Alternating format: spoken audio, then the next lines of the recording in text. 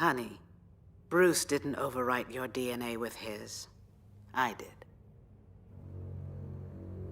How? Why?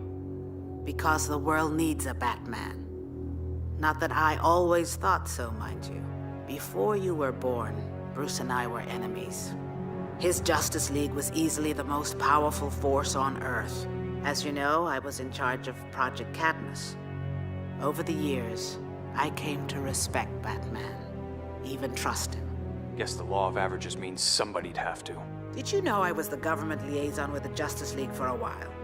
I met some extraordinary people in that job, but none of them were the equal of Batman. Right. Who could be? Not my point. I saw him save the day dozens of times, with nothing but his wits, body, and will. But I saw something else as the years passed. He was getting older, slower. Soon he'd have to retire, or more likely, someone would finally manage to kill him. The thought of a world without Batman was unacceptable. So I decided to make a new one. I used my old Cadmus connections to gather the technology necessary for Project Batman Beyond. Bruce's DNA was easy enough to obtain. He left it all over town. Not remotely what I meant. Then I found a young Neo-Gotham couple with psychological profiles nearly identical to those of Bruce's parents. Your father thought he was getting a flu shot. Actually, it was a nanotech solution programmed to rewrite his reproductive material into an exact copy of Bruce Wayne's. A little over a year later, your mother gave birth to you, a child sharing half her genetic material and half Bruce's. But when you're making a Batman, genetics is only part of the story. The rest is tragedy. Stop me if you've heard it before. You're 8 years old. Your parents have just taken you to a rousing adventure film. A grand time is had by all. But unknown to you, a mysterious figure hides in the shadows. My plan was simple. The killer would leap out at you and kill your family.